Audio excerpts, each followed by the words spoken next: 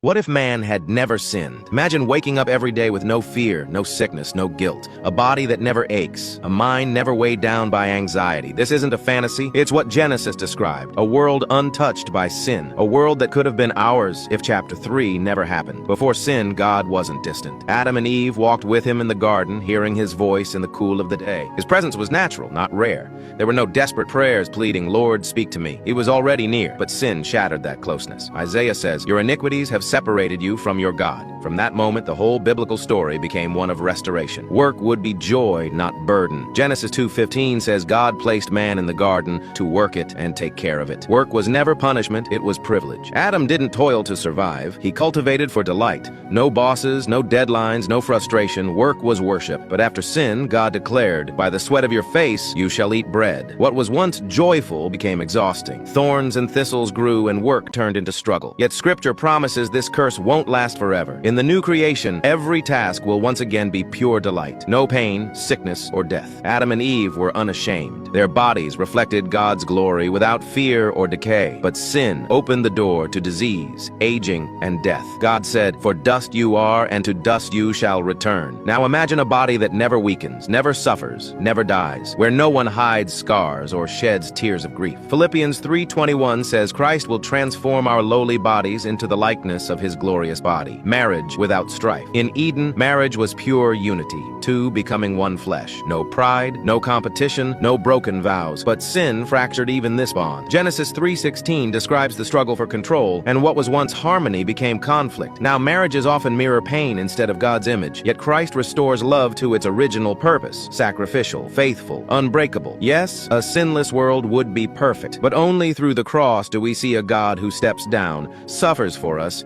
and proves his love beyond question.